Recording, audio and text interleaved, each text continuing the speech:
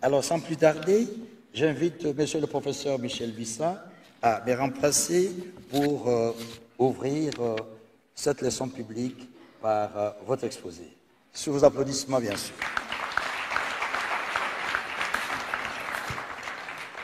Je vous remercie, monsieur le professeur, pour la parole accordée. Je vais essayer de parler à haute voix pour que les enfants, j'ai vu les élèves là en haut, puissent bien nous capter. Avant toute chose, je voudrais remercier les fondations M. Laurent Désiré Kabila et Patrice Emery Lumumba pour ce grand festin patriotique et citoyen autour de nos grands héros qui incarnent à la fois l'indépendance, la liberté, la dignité et surtout la fierté de la République démocratique du Congo. En fait, il est difficile de parler de Patrice Emery Lumumba sans parler de M. Laurent Désiré Kabila et vice-versa. Je me dis toujours que si Lumumba est un esprit, c'est que son corps, c'est Laurent Désiré Kabila qui est aussi son âme. Mais si Laurent Désiré Kabila était un arbre, cela veut dire que Patrice Emery Lumumba serait la sève qui vivifie cet arbre-là. C'est-à-dire que l'un a vécu dans l'autre. Il s'agit, à mon sens, d'un même esprit, d'une même âme, et qui ont vécu dans deux corps différents et à deux moments différents. Ma leçon publique d'aujourd'hui, c'est aussi une invitation à la réflexion sur l'héritage qu'ils nous ont légué, sur notre responsabilité envers la nation. C'est aussi un moment de passation de témoins entre ma génération et la génération de nos enfants pour que nos enfants fassent un effort de transmettre ces leçons, ces combats aussi à leur tour à leurs enfants. Je sais que je ne saurais pas finir tout ce que j'ai à dire, mais je vous demanderai, heureusement que la Fondation M. Laurent Désiré Kabila a demandé de distribuer ce manuel gratuitement. Ça le sera et une bonne partie des leçons que j'ai ici sont là-dedans. Ma leçon, je vais la structurer en 4 moments. Premier point, j'essaierai de vous parler des valeurs, combats et symboles qu'à la fois Patrice Emery Lumumba et M. Laurent Désiré Kabila ont menés. Mais je ne me limiterai pas à ce niveau pour que vous n'alliez pas dire que c'était des idéologues. J'entrerai dans ce qu'ils ont commencé de réaliser concrètement. Et en troisième lieu, je ferai le bilan actuel de notre état des lieux, que je considère un état des lieux d'une génération qui a trahi la nation. Mais au moins, nous fournirons un effort en dernier lieu de nous adresser aux enfants. J'ai prévu 12 éléments que j'ai pris de ce combat à transmettre aux enfants, pas seulement pour eux seuls, mais aussi pour leurs enfants et les enfants de leurs enfants. Comme j'ai répertorié dans les combats de Lumumba et de Kabila 100 combats et valeurs, vous souffrirez que je n'en donne que 4. Cela veut dire qu'il y a 96 que je ne vais pas donner ici. Le premier combat, c'est le combat du nationalisme. Lutte contre le colonialisme et la néocolonisation et la construction de la souveraineté congolaise sous toutes ses formes. Pour que les enfants puissent bien comprendre cela, comprenons un peu l'histoire. À partir des années 1400, notre pays, les royaumes qui constituent notre pays connaissent l'esclavagisme. Et de 1400 pratiquement jusqu'à 1885, nos ancêtres sont traités comme du bétail. On nous enchaîne, on nous tue, on nous matraque et on ne nous donne même pas les mêmes droits. Que nous soyons arrivés là où nous sommes aujourd'hui, c'est déjà un miracle. La volonté du monde était de nous anéantir et de nous éliminer. À partir de 1885, nous continuons une forme de l'esclavagisme, mais qu'on va appeler la colonisation. Quelle est la différence entre un colonisé et un esclave? L'esclave, c'est quelqu'un qu'on prend chez lui, on l'amène ailleurs pour le maltraiter. Le coloniser, c'est encore grave. On vient te maltraiter chez vous. Dans le manuel du cours d'histoire politique du Congo, il y a un défaut. Là où on dit que le Congo était une entreprise privée du roi Léopold II, c'est faux. Le Congo était créé comme une colonie multinationale, une entreprise internationale. D'ailleurs, Léopold II, on l'a placé comme un administrateur de cette entreprise multinationale parce qu'il est un citoyen du monde. Vous devrez savoir que Léopold II n'est pas un Belge. C'est un Allemand naturalisé anglais qui épouse une princesse française. Au nom de toutes ces nationalités, on les place à la tête de cette entreprise multinationale avec l'objectif de garantir la liberté de commerce pour tout le monde entier chez nous, avec comme obligation qu'il n'y ait pas le droit de douane et d'impôts. Voilà comment est-ce que ce monsieur, d'ailleurs, lorsqu'il a violé ces principes, on l'a chassé à la tête de l'EIC. L'enjeu, c'était de perpétuer. Et jusqu'aujourd'hui, il y a des puissances au monde qui continuent à penser que le Congo doit demeurer une entreprise multinationale. Face à ce combat, Patrice Emery Lumumba va se battre pour nous demander de lutter perpétuellement pour l'indépendance et la dignité. C'est-à-dire que Lumumba amène un combat que ses contemporains n'avaient pas, parce qu'à l'époque, en 1960, tous les leaders créent des partis politiques à caractère tribalo-ethnique. On a la Bako pour les Bakongo, on a Konakat pour les Katangais, on a PESA pour les gens du Kwilu. Lumumba crée le MNC, Mouvement National. C'est un mouvement de toute la République. Et Mzee va s'insérer dans cette continuité en nous demandant de nous prendre en charge. Prenez-vous en charge. Personne ne viendra faire votre bonheur en votre place. Et quand Mzee dit cela, il nous dit produisez ce que vous consommez et consommez ce que vous produisez. Aux jeunes, dans l'idée de Mzee, produisez ce que vous consommez, c'était maîtriser 4 valeurs majeures, 4 puissances. Première puissance, il fallait maîtriser l'homme dans ses mentalités, dans sa culture, dans ses comportements. Deuxième valeur, ce sont les puissances de la nature, l'eau, le vent, le feu et la terre. Je vais y revenir. Et M. Laurent Désiré Kabila dira, le Congo n'a pas besoin de tuteurs étrangers. Le peuple congolais vaincra parce que sa cause est noble. Ça, ce sont les valeurs qu'on peut mettre dans ce combat patriotique et du nationalisme. Quelles sont les réalisations concrètes que ces deux vont faire qui les relient? D'abord, c'est l'indépendance politique face à cette TIC. Deuxièmement, c'est la souveraineté économique. Beaucoup ignorent qu'en réalité, que c'est Patrice Emery Lumumba qui a créé la Banque centrale du Congo. Nous avons eu des tables rondes. Après la table ronde politique, en avril 1960, on organise la table ronde économique. Les colons font tout pour récupérer toutes les entreprises qui étaient ici à travers un principe que le professeur Moussa enseigne bien de la loi de l'option. Lumumba, pour contrer cette stratégie, va créer la Banque centrale du Congo. D'ailleurs, c'est parmi les premières causes pour lesquelles Lumumba sera tué, parce qu'il met fin à la Banque centrale du Congo, Rwanda, Urundi. Nous devons nous séparer de cette banque. En fait, l'idée des Belges était d'imiter ce que les Français ont voulu faire avec les francs CFA. Et Mzee, dans la continuité de ce combat, va valoriser les francs congolais. D'ailleurs, Mzee va faire même exécuter toute une chanson pour honorer les francs congolais. Lorsque Mzee arrive à la tête de ce pays, un dollar américain équivaut à 1 franc congolais 20 centimes. 1 dollar, 1 franc congolais. Il n'y a pas longtemps, en 1997. Mais Mzee ne se limite pas là. Vous avez suivi certainement la chanson qu'on appelle l'hymne des opprimés. Il faut suivre les paroles qui sont dans cette hymne.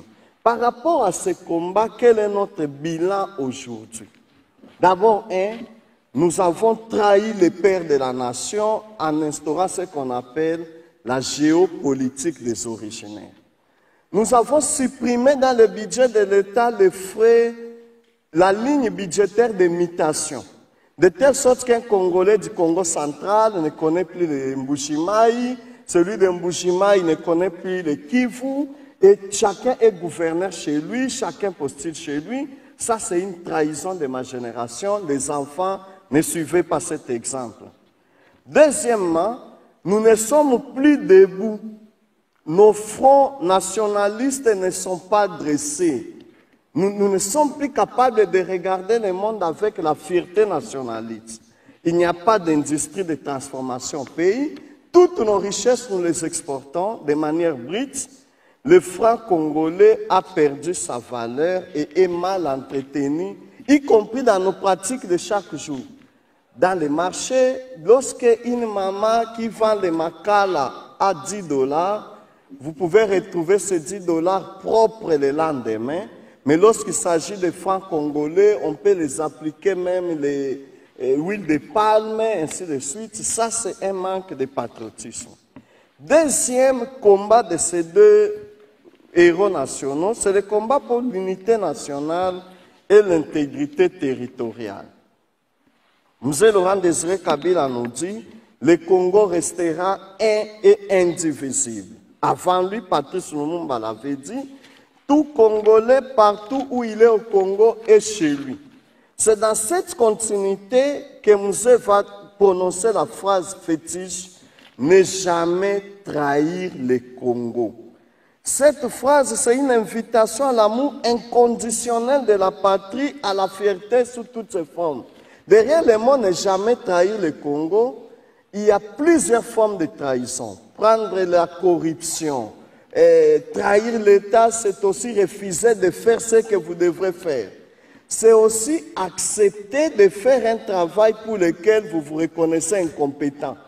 Nous avons combien de gens qui acceptent d'amener des gens dans les salles d'opération pour les opérer alors qu'ils savent très bien qu'ils sont des pseudo-médecins.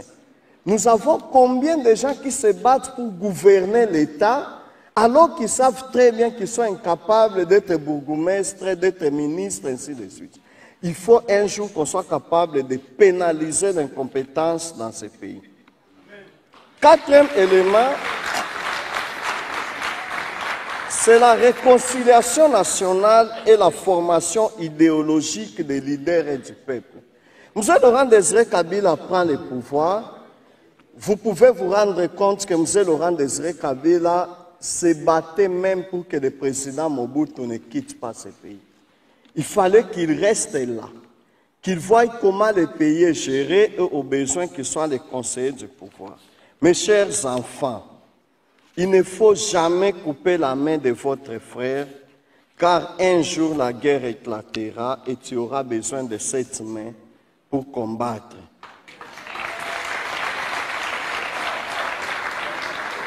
Ce que je vais dire par rapport à ça, quelles étaient les réalisations? D'abord, notez que la guerre à laquelle nous faisons face aujourd'hui n'est pas un phénomène nouveau.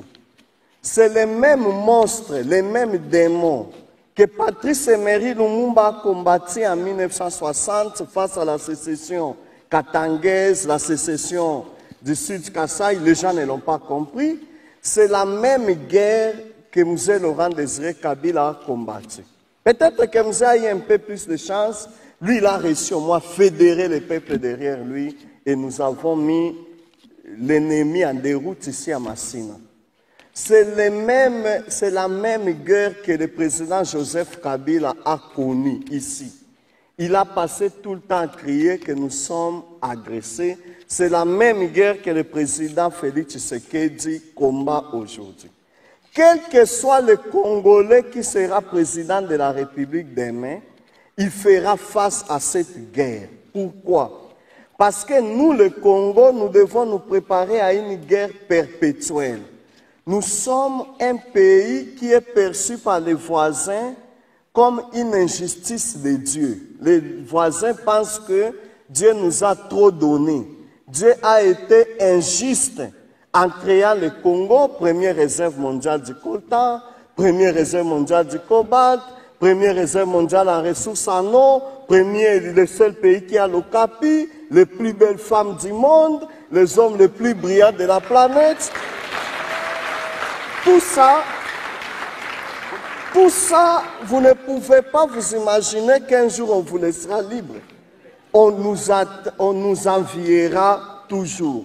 Donc nous devons nous préparer à une guerre perpétuelle. Et cette guerre-là, Mouzé était en train de la préparer. Et je vais clôturer quand j'arriverai à la fin par vous montrer qu'est-ce que Mouzé faisait pour se préparer à cette guerre perpétuelle. Nous n'avons pas de choix. Nous n'avons que le choix d'être forts et puissants. Nous n'avons pas une autre voie pour y mettre un terme. Alors, quel est notre bilan par rapport à cela aujourd'hui? Regardez nos réseaux sociaux. Tout se passe comme si notre maison est attaquée par des envahisseurs qui veulent brûler la maison. Au lieu que nous nous attaquions aux ennemis qui agressent la patrie, nous disons que c'est notre maison qui est hantée par les esprits impurs et nous commençons à vouloir démolir la maison pour chasser les démons. C'est un sérieux problème. Troisième combat que je voudrais ramener ici par rapport à ces éléments. D'abord, dans ce cadre-là, Mouzé avait été clair. Mouzé avait dit, la guerre qui est arrivée rentrera d'où elle est venue.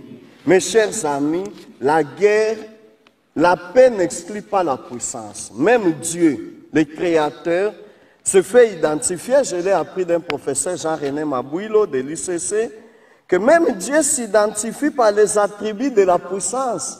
On appelle Dieu le Tout-Puissant, le lion de la tribu de Juda, l'invincible, et même le lieu de culte, l'armée du salut, l'armée céleste, ainsi de suite. C'est-à-dire que la paix, c'est l'attribut, c'est l'autre face de la puissance. Le professeur Henri Mauvasakan disait ceci dans une de ses publications: tu ne gagneras pas sur le tapis rouge ce que tu es incapable de gagner sur la pelouse. La diplomatie et la guerre sont les deux faces d'une même pièce. Troisième combat, c'est le combat pour la promotion de la dignité du peuple et de la justice. Par rapport à ce combat, je voudrais vous raconter une histoire. Un collègue qui est professeur d'université, il a vécu longtemps aux États-Unis, voulait être candidat président aux dernières élections. Mais il n'a pas postulé. Il est revenu et il a pensé qu'il devait d'abord rencontrer son moine, le chef coutumier de son village, pour lui demander d'appuyer sa candidature. Le moine, c'est lui-même qui me raconte que le moine lui a dit: pourquoi tu veux être président de la République? Tu connais l'ampleur du travail qu'il y a là. Lui, il dit: qu'est-ce que tu penses que moi, professeur, je ne peux pas faire? Le moine lui dit: Mzee Laurent Désiré Kabila était en train de construire des routes de dessert agricoles. Si un seul cantonnier n'est pas payé, les 30, on a payé les cantonniers, un seul n'est pas payé, les 5, on me dit que Mzee me convoque à la fournie et Mzee me demande pourquoi tel cantonnier n'a pas touché son salaire. Cela veut dire qu'un président de la République est là, il suit même les cantonniers. Et c'était ça, Mzee. Nous avons vu Mzee Laurent Désiré Kabila aller dans un camp militaire et aller goûter au thé, le thé qu'on préparait pour les soldats. Mais pourquoi est-ce qu'il le faisait? Il voulait s'assurer que le sucre est bien là, le lait convient, ainsi de suite. Ça, c'est le combat pour la promotion de la dignité. C'est là que Mzee dit: produisez ce que vous consommez, consommez ce que vous produisez. Il n'est plus rare aujourd'hui de rentrer à la maison, de trouver du piment acheté au supermarché et on a écrit là fabriqué en Thaïlande. C'est quand même un sérieux problème. Il y a eu le combat pour la promotion et la valorisation des ressources et du génie congolais. À l'époque de Mzee Laurent Désiré Kabila, nous n'avions pas vu des Chinois dans les mines, dans les carrés, partout dans nos villages. Mzee a tout fait que les Congolais lui-même soient là, qu'ils fassent le premier travail. L'État et surtout les gouvernants doivent donner à la population les raisons suffisantes et les exemples de vie pour demeurer debout, dressés, ardents, unis et solidaires. Ça, c'est la responsabilité des gouvernants. La véritable indépendance, c'est l'indépendance de l'âme et de l'esprit. Alors, quelles sont les réalisations que Musée a réalisées par rapport à ces combats? 1. Justice distributive et cohésion nationale. Musée Laurent Désiré Kabila, à son époque, le ministre a un salaire de 1 500 $, le député a un salaire ne dépassant pas 1 000 $, alors que le médecin est à peu près autour de 500 à 600 $. C'est-à-dire que la richesse de la nation est partagée de manière juste et équitable. Puis après, ma génération à moi, nous nous sommes permis de creuser des écarts, comme si les députés nationaux, je m'excuse aux députés dans la salle, avaient des ventres différents, des ventres des médecins, des professeurs, des agriculteurs, ainsi de suite. Deuxième trahison que nous avons faite de manière collective, nous avons décidé de divorcer avec nos villages. Plus aucun Congolais ne va en vacances au village. Tous, dès que vous avez un peu d'argent, les vacances, États-Unis, Europe, Chine, et ce qui est bizarre, ceux qui nous gouvernent en majorité sont des villageois. Ils viennent des villages. Dès qu'ils ont un peu d'argent, ils commencent à appeler des villageois sorciers. Ils ne rentrent plus au village. Mes chers frères et sœurs, si nous voulons honorer le combat de M. Laurent Désiré Kabila, qui était en train de privilégier les routes des desserts agricoles, quand Musée construisait les infrastructures, ce n'étaient pas les infrastructures des bourgeois. Musée était dans ce qui profite à tout le monde. L'exemple du marché de la liberté est là, les routes des desserts agricoles, ainsi de suite. Revenons vers ces éléments, refaisons les mariages avec le secteur agricole, avec les milliers de nos villages. Quatrième combat que j'ai choisi de donner dans cette leçon, c'est l'opposition à la corruption et à l'incompétence sous toutes ses formes. Parce que vous savez que Musée disait que la corruption est un cancer. Musée appelait corruption cancer contre notre pays. C'est dans ce cadre ici que Musée était en train de veiller. Je vous ai tout à l'heure aller dans des camps militaires, s'assurer de ce qui se passe dans les camps militaires, faire voter le gouverneur. Et Musée a décidé de créer, pas seulement le CPP, mais les gens ne citent pas trop la réserve stratégique générale ou nationale. Une réserve que Musée a créée qui servait à veiller que les Congolais ne manquent pas les denrées de première nécessité. Les carburants, les maïs, et ainsi de suite. Cette réserve, nous avons fini par banaliser cela. Quel est le bilan et l'état des lieux aujourd'hui? Premier point, nous banalisons la corruption. La petite corruption d'abord. Nous passons sur la chaussée, nous voyons quelqu'un qui donne au roulage ce qu'on appelle Mbote Alikasu, et ça n'offusque personne. Le roulage lui-même ne s'inquiète pas. Dans l'enseignement, c'est encore extraordinaire. Je pense que les plus grands criminels sont des enseignants qui sont capables, un professeur disait, le professeur Verhagen, je pense, l'odeur, qui est plus nauséabonde que tout ce qu'il y a comme odeur dans le monde, c'est l'odeur de la toge d'un professeur d'université corrompu. Parce que quand vous êtes corrompu, cette odeur-là touche les enfants, touche les générations, touche tout le monde. Alors, Musée Laurent Désiré Kabila, pour chuter par rapport à la leçon des adultes, a mené en fait un combat en continuité du combat de Musée pour mettre fin à 4 choses. Ce sont ces 4 éléments que je voudrais que tout le monde puisse retenir aujourd'hui. Musée voulait d'abord, qu'on mette fin au colonialisme, qu'on soit capable de respecter tout Congolais, quel que soit son milieu de vie, son niveau d'études, le combat de la valorisation. Et ce combat, Musée et Patrice l'ont pris dans l'hymne national qui nous appelle un peuple fier. Soyez fiers. Est-ce que nous sommes encore fiers aujourd'hui d'être Congolais? Deuxième combat, c'était mettre fin au vice, mettre fin à la corruption, aux antivaleurs et à l'incompétence. Troisième combat des musées, c'était de mettre fin à la faim, qu'aussi les sans-ana. Et pour ça, il fallait rentrer dans les champs, produire, faire l'élevage, ainsi de suite. Nous avons dans ce pays des gens qui l'ont fait. Et pour ça, sans être politicien, moi je n'ai jamais été de parti politique.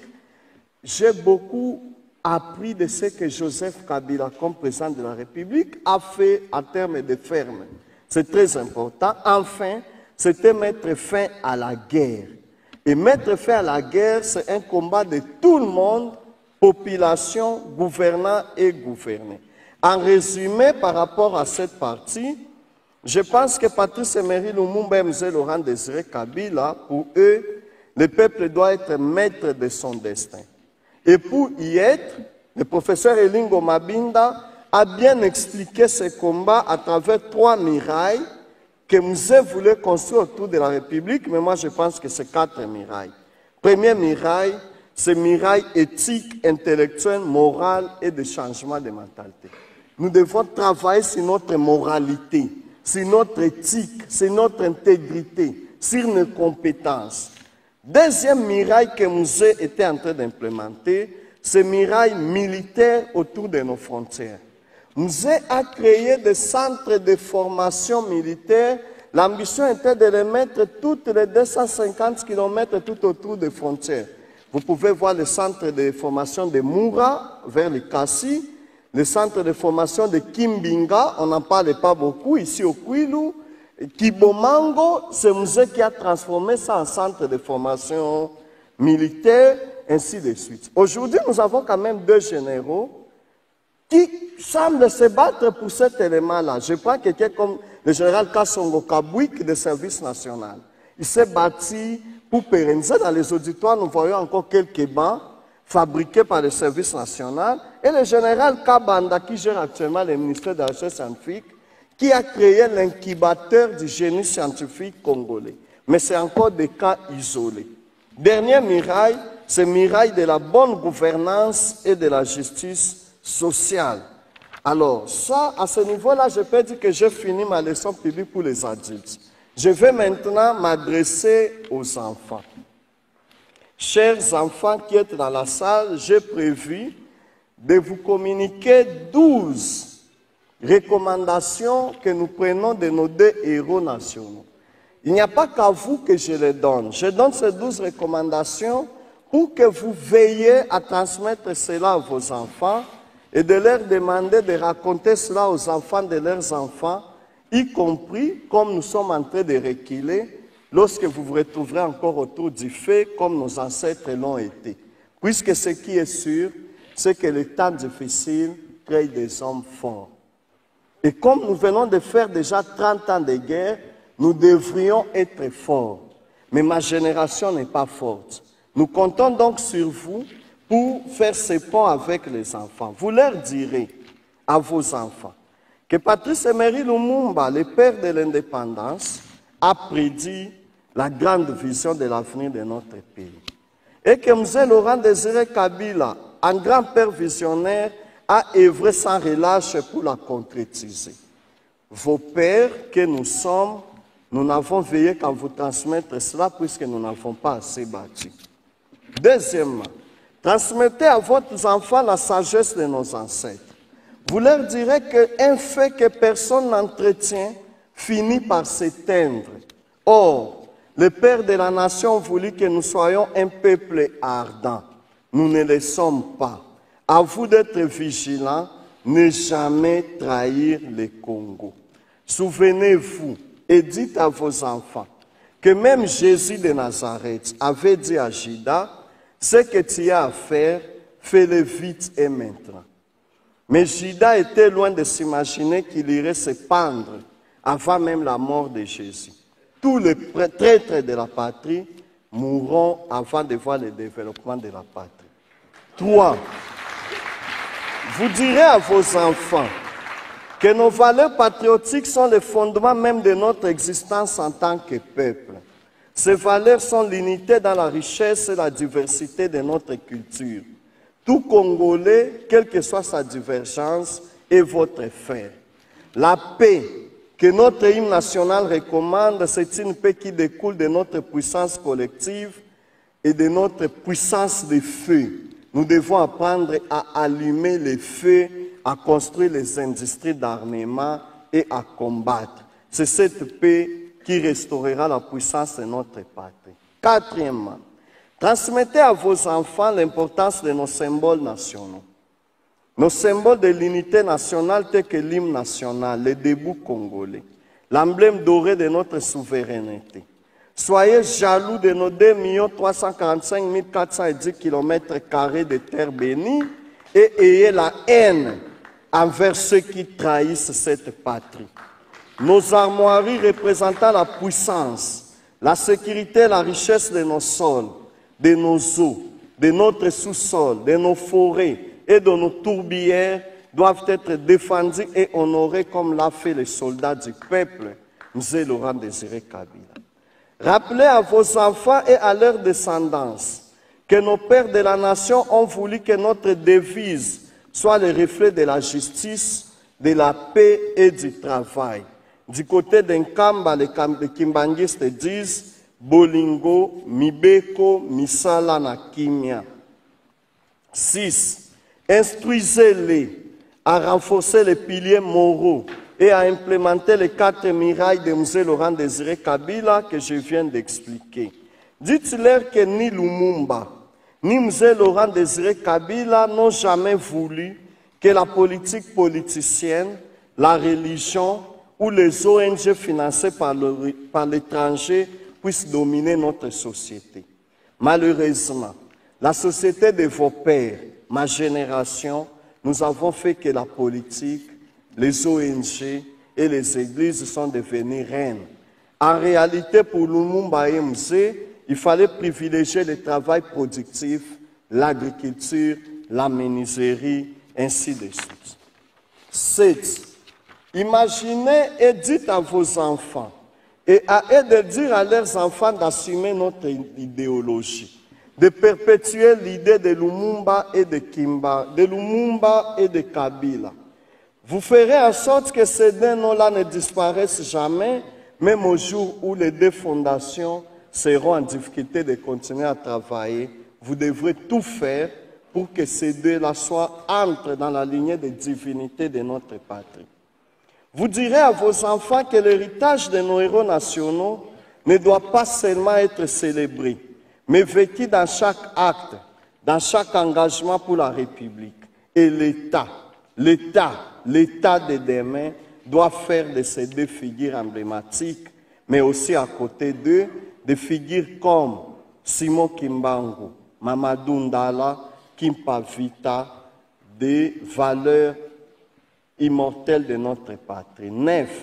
Rappelez à vos enfants que les héros de notre indépendance, par leur sacrifice suprême, ont tracé la voie.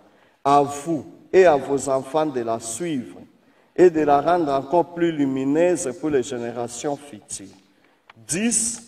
Vous leur direz que la liberté par laquelle nos anciens des empires et royaumes, ainsi que le président Joseph Kasavubu, Joseph Désiré Mobutu, Laurent Désiré Kabila, Joseph Kabila Kabange et Félix Antoine Tshisekedi ont combattu et combattent encore aujourd'hui les envahisseurs et les fruits du sang versé par les nôtres, vos pères et vos oncles. Leur sacrifice doit être notre guide, leur mémoire est notre boussole, leur exemple est notre lumière. Et si le Congo a encore besoin de sang de martyrs, n'hésitez pas à arroser cette terre par votre sang. 11. Patrice Lumumba répétait souvent que la lutte pour la liberté et l'indépendance était un combat de tous les jours, pour notre dignité et notre souveraineté. Vous ferez comprendre cela. Cet appel doit toujours résonner à chacun de nous. 12. Enfin, prévenez-les qu'un peuple qui oublie son passé et qui coupe les liens avec ses divinités nationales, ses héros, est un peuple sans avenir. Les nations se construisent par l'accumulation et la continuité et non pas par des ruptures. Mesdames et messieurs, mes chers enfants, ici dans la salle et qui vont nous suivre dans les médias, que cette célébration de nos héros nationaux soit un moment de recueillement, mais aussi un appel vibrant à l'action. En honorant nos martyrs, nous honorons notre engagement envers la liberté et la justice et la prospérité pour tous les Congolais. Que leur mémoire soit le socle de notre édification commune et que leurs rêves deviennent une réalité toujours plus belle. Avant de clôturer, j'ai failli vous remercier. Mais je pense qu'il faut plutôt méditer à l'état actuel de notre État, à ce que nous avons fait du combat que les aînés nous ont transmis. Je suis un enseignant habitué à interroger ceux qui suivent mes leçons. Et le professeur Toussaint Chilombo, qui va certainement me demander d'arrêter parce que je suis presque prêt d'épuiser mon temps, va souffrir que je puisse quand même donner 2 questions de TP à tous ceux qui ont suivi cette leçon. Pour les élèves, ils pourraient remettre la réponse auprès de leurs professeurs d'éducation civique et patriotique et mes étudiants les remettront à mes assistants. La première question que je voudrais poser est la suivante. Quel est le nom du chef de l'État qui avait inauguré la fondation Musée Laurent Désiré Kabila en date du 18 janvier 2002? Attention, ce n'est pas le président Joseph Kabila. Donc, ce n'est pas lui, il faut donner le nom. Deuxième question. Quelles sont les matières qui étaient traitées à la table ronde économique d'avril 1960? Et pourquoi est-ce que Lumumba a mis fin à la Banque centrale du Congo, Rwanda, Urundi? Ce sont là les 2 questions que je donne en guise de TP et je vous remercie. Je remercie le professeur Chilombo.